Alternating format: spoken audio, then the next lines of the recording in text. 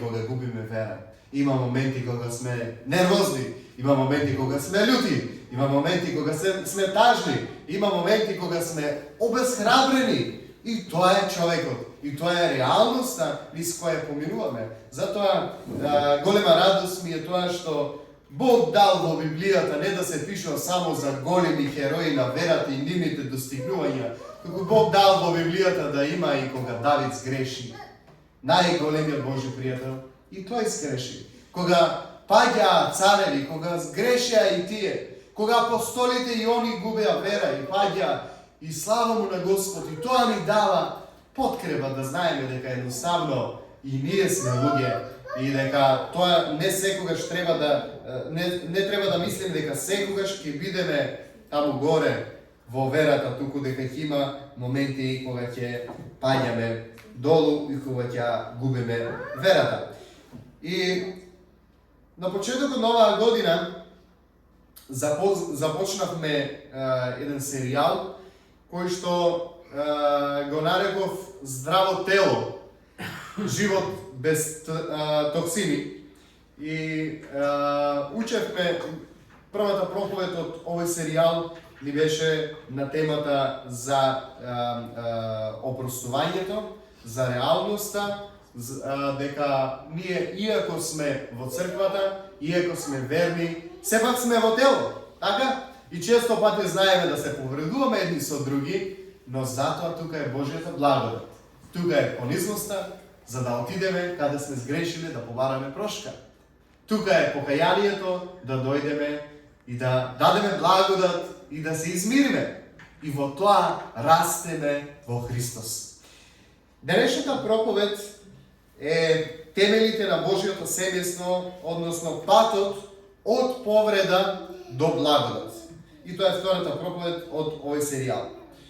Значи, кога Господ Исус Христос ја воспостави заедницата, црквата, тој не дизајнираше една ладна институција која што ќе функционира по некои строги правила, туку тој не повикува да бидеме членови на неговото семејство. Бог не повикува да бидеме домашни. Во Ефесијаните, 2 глава, 19 стих, и вели: и така веќе не сте тугинци, ниту сте гости, туку сте сограѓани на светите и домашни на Бога. Амин. Што значи да се биде домашен? Тоа значи дека оваа црква е нашиот заеднички дом. Домот е единствено место кај што можеш да бидеш вистинскиот ти. Со сите твои врлини, но и со сите твои слабости. Така ли? Така. Место кај што ќе бидеш најотворен. Место кај што си најслободен. Домот е место кај што е најголемата блискост. И поради таа блискост има триење, и тоа триење често пати, там бидејќи триењето е најсилно, тука доаѓа и до повреда. Прашањето е не е дали ќе се појават искушенија, дали ќе се појават недоразбирања во семејството, туку тие ќе се појават секако. Туку прашањето е како да го заштитиме домот од такви напади на лукавиот. Како да го заштитиме Божјото семејство кога ќе дојдат настапат такви моменти на триење помеѓу некој брат и сестра, кога ќе дојде до недоразбирање и така натаму. За да можеме да го разбереме ова, сакам да ви раскажам една вистинска случка која што ја доживеавме јас и Симона на еден фамилијарен христијански камп, каде што имавме навистина убави благословени предавања, имавме славење и стигот за славење се подготвуваше да започне и додека се подготвуваа да започнат, еден од членовите во тимот за славење наеднаш избувна пред сите. Вика: ова ли е славење, ова не е славење, вака ја Бог нема да го славам. Фрли микрофонот, отиде. Леле, ние сите, како попарени, стоиме, ајде некако до останатите членови од тимот за славење успеа некако да изменаџира, да продолжи славењето. Таа една песна некако ја испеавме. Атмосферата во салата навистина настана тешка атмосфера. Испеавме на песна како со игла во грлото. И сите си отидовме во собите, беше пладне, отидовме во собите, имавме пауза, со едно чувство на мачнина, на неубаво, и заврши паузата, вечер се враќаме на последните сесии неколку, и дојде еден пастор кој што беше многу добар говорник и настапи, и ние викаме сега, ој ќе каже некоја шала, да ја скрши монотонијата тука, да можеме малку да се оправиме. И кога он доаѓа и вика: "Добра вечер, фамилио." И ние гледаме што му требаше, што ова, што фамилија се. И он вика: "Да, вика, се чудите може зошто ве поздравувам така?" Затоа што вика, денес се покажа дека ние, вика, сме на вистина една фамилија. И се чудиме, викам, што збори овој човек? И вика, кај мене, вика, во мојот дом, јас и мојата жена не секојаш само се гушкаме, се бакнуваме, се кажуваме убави работи. Некогаш, вика, и грми, вика, некогаш и светка, вика, некогаш и земјотрес има, вика. И не секогаш, вика, да се смешкаме, вика. И тоа е ние семејството, не знам, вика, вашите може би не е така. И ние сите се насмееме, бидејќи е така, нели? И вика, па зошто очекувате во црквата да биде другачие? Во црквата или ќе глумиме дека сме семејство и ќе биде се супер, безлично, или ќе има моменти кога ќе има недоразбирања, ќе има моменти кога ќе има несогласувања, ќе има моменти на фрикција. И не е прашањето тука дали ќе ги има, туку прашањето е следно. Кога ќе ги има, како да постапиме? Тука е коренот на решението. Знаете, нема семејство кој што нема проблеми. Тука да бидеме наотворени. Старите рекле, каде има оџак, таму има и кавга. Каде чури оџак, таму има и кавга. Но некои семејства издржуваат по патот до крај, да останат како цело семејство. Некои семејства на патот се распаѓаат. Зошто тоа е така? Одговорот е следен. Бидејќи не е прашање дали ќе има конфликти, туку како постапуваме едни со други додека има конфликт.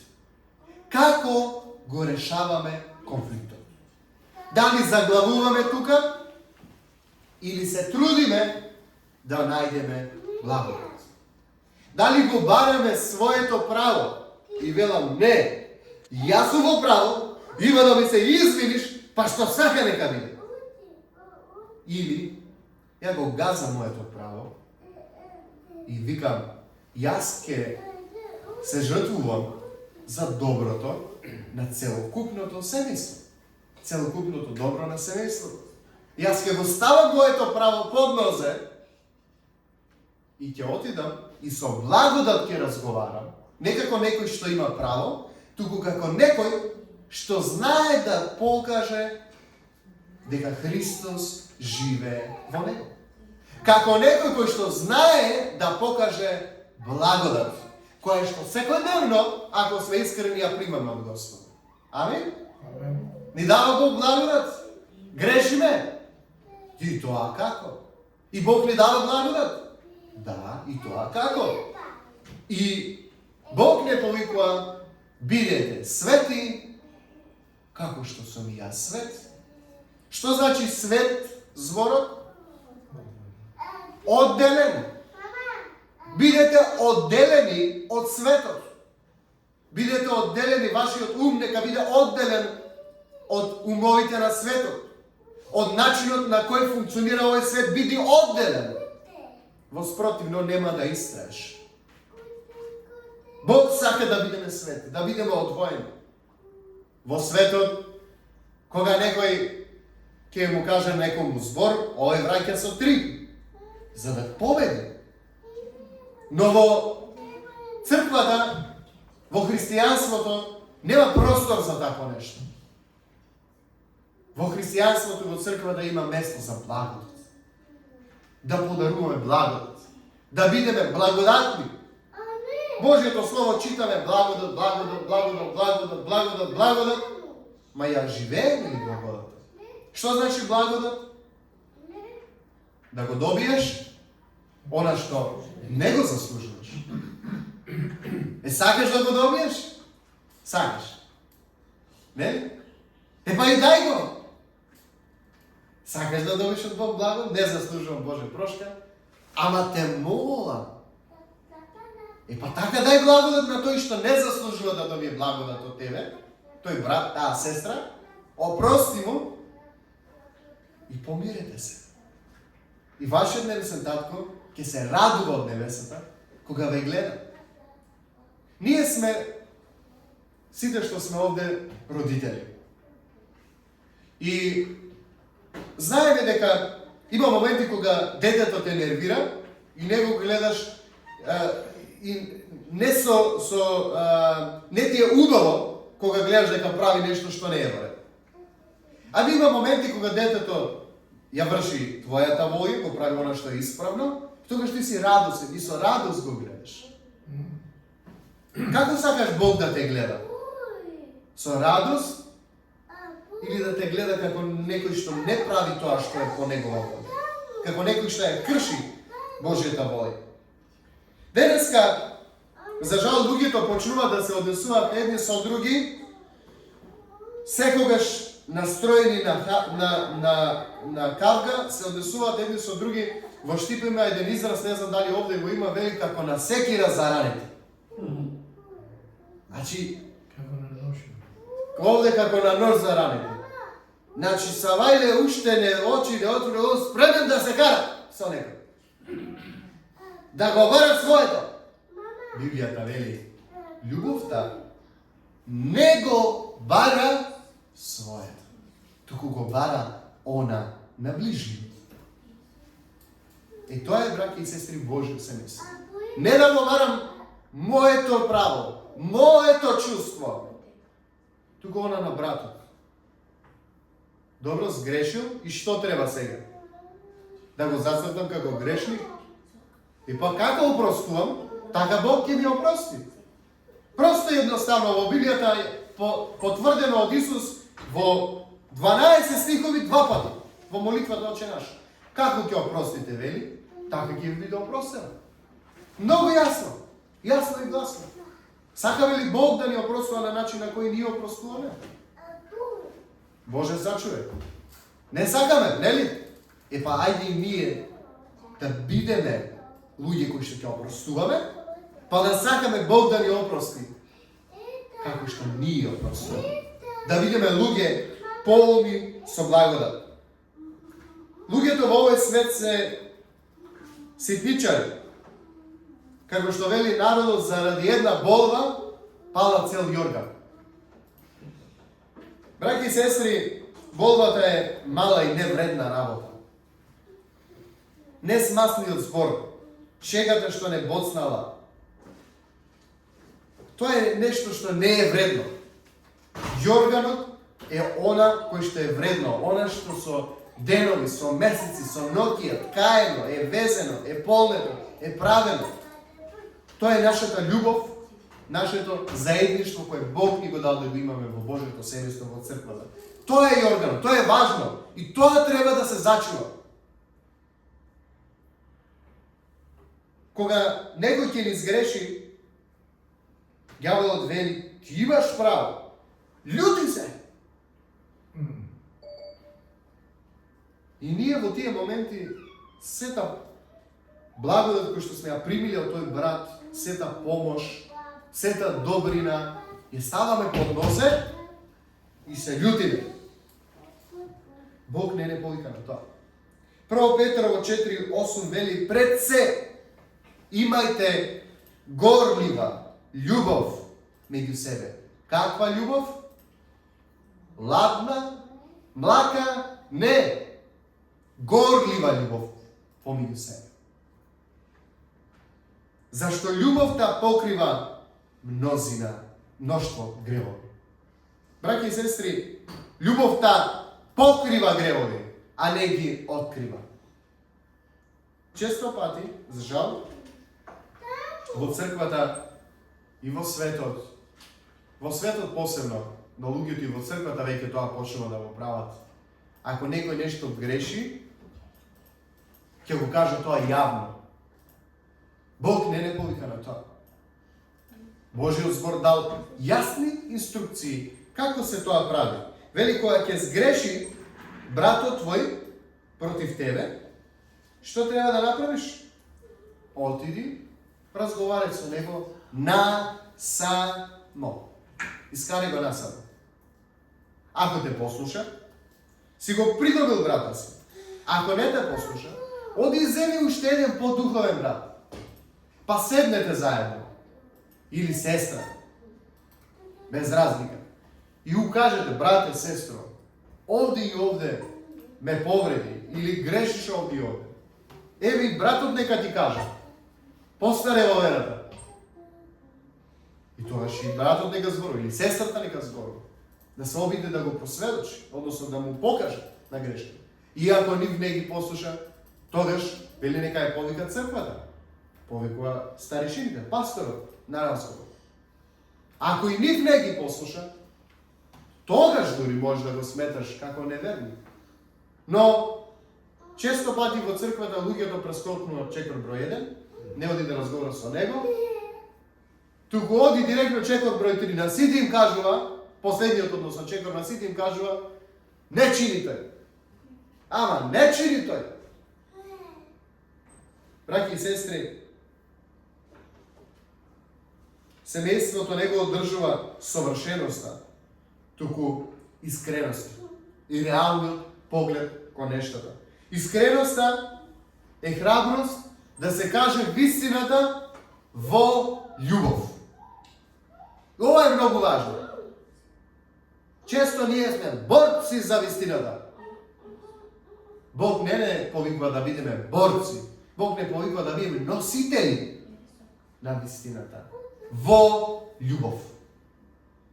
Може со вистината очи да извадиш на некого, но Бог не те повика за тоа. Бог те повика во љубов да ја носиш вистината до братот. Во љубов да му укажеш или до сестрата дека тоа нешто не е во ред, дека те повредил со тоа. Знаете, многу е важен пристапот. Некои луѓе не сакаат да обратат внимание на тоа. Не размислуваат како ќе го каже. Важно да е тропна информацијата. И што? Која ти беше поентата што ја тупна информацијата? Да го срушиш, да докажеш дека си во право, да докажеш дека тој не вреди? Или му е кажам, му е носам вистината со љубов, за да му укажам на грешката, но и да му подарам благодат. Да му кажам дека тука сум, брате, за тебе, да ти помогнам. Ој твој товар, ова твоја слабост во твојот карактер, ајде заедно ќе носиме. Ајде ќе се молиме заедно. Ајде ќе ти помогнам низ Библијата, низ молитви, низ вежби. Да го заедно поминеме овој пат.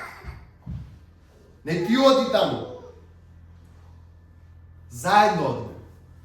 Бог не повикува на заедништво. И тоа е црквата. Тоа е вистината, која што ослободува. Затоа, браќи и сестри, најопасното нешто за едно семејство, за нашето духовно семејство, не е недоразбирањето, туку е ладењето. Мораме да бидеме внимателни и да не дозволиме меѓу нас да завладее дух на отуѓеност. Кога луѓето стануваат ладно културни едни према други. Знаете, така функционира целиот овој свет. Политичко ладно културни. Нема љубов, тука нема прошка, тука нема разбирање, туку има докажување, има негрижа за туѓите чувства, за туѓите емоции, за туѓата состојба, туку грижа само за своето, да се одбрани своето и да се згази на културен начин она на туѓиот и така да се помине. Епа, во црквата нема место за такво нешто. Црквата е место каде што Христос со неговата крв ја откупи. И никој нема право да се игра со крвта на Исуса Христа. Црквата не е ладна институција. Црквата е топло Божјо семејство, каде што треба да владее само љубов, прошка и разбирање во изобилие. Црквата е место кај што треба да го радуваме нашиот небесен татко, кога не гледа. Бидејќи ладењето е тивох убиец на црквата. Цркви кои што оладуват, се цркви кои што умират. Односно, кои што веќе умреле. Ладен човек, знаете што значи? Тоа значи мртов човек. Секој човек кој што е жив, тоа е топол. Бидејќи крвта, во крвта е животот и крвта врие низ него, поминува живот низ него. Но секој низ кој што не поминува живот, секој низ кој што не поминува вечниот живот, оладува и умира. Затоа да размислиме, браќи и сестри. Ладни сме, млаки или сме топли? Какви сме духовно? Во црквата? Кон нашите браќи и сестри? Дали сме на пат кон умирање? Дали сме живи? Или веќе сме умрели? Имам радосна вест тука. Доколку се чувствуваш дека си ладен во црквата кон браќата и сестрите, и тоа е духовно мртов, имам радосна вест за тебе. Христос дојде да те воскресне денес. Сакаш ли да бидеш воскресен? Сакаш ли да Христос те врати повторно? Сакаш ли да се врати твојата прва љубов кон Бог? Ако сакаш, повикај го. Исусе, дојди. И тој ќе дојде. Зашто тој вели, никој кој доаѓа кај мене нема да го отфрла. Бог не повика. Во црквата да бидеме домашни на Бога. Негови домашни. Тој е нашиот небесен татко, а ние едни со други сме браќа и сестри. Низ кои треба да тече Божјата љубов. Низ кои треба да тече Божјата благодат. Низ кои треба да тече Божјата прошка и измирување. За да го зачуваме мирот во семејството и за да го радуваме нашиот небесен татко кога не гледа од небесата. Затоа Бог те повикува ово утро. Испитај иглата во твоето грло. Дали има некој во црквата со кого започна да зборуваш само формално?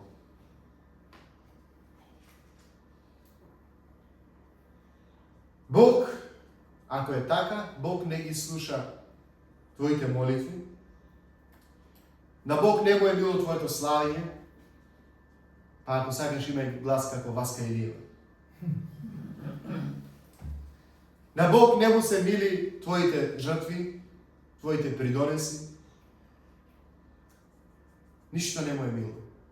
Се додека ти си ладен према некој брат или према некоја сестра. Испитаа што е твојата игла во грлото. И извади ја таа игла. И тргни ја.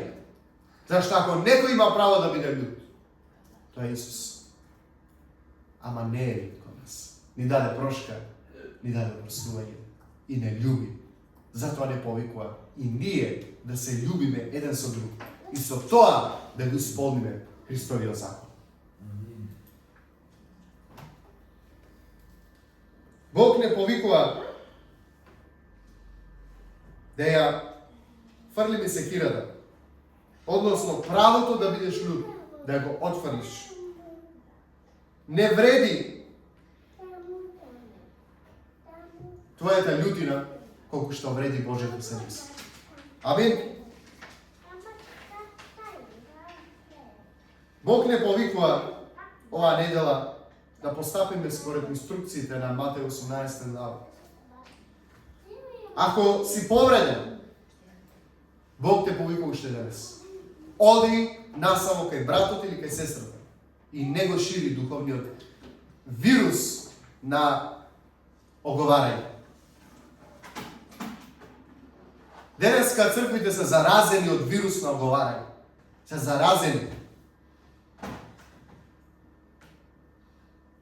Иако не носат маски, се заразени. И мислиме, оти нови песни ќе пееме, многу убави служби ќе организираме и Бог е задоволен. Не е задоволен Бог. Се додека го убиваш братот, со кој што заедно земаш причес, со кој што заедно ја пиеш крвта Христова и телото Христово го јадеш, и потоа го убиваш тој брат, ти не си достоен за Бога. И треба веднаш да застанеме и да размислиме. Што правиме во животот? Што правиме во Божјото семејство? Што правиме во црквата? И да одиме, да се измириме со сите со кои што сме сгрешили, со кои што не повредиле или сме ги повредиле. Да најдеме благо. Да го најдеме Христос посреде нас. И тогаш Бог ќе биде задоволен со сите наши жртви, со сето наше славење, со се што правиме за Господа.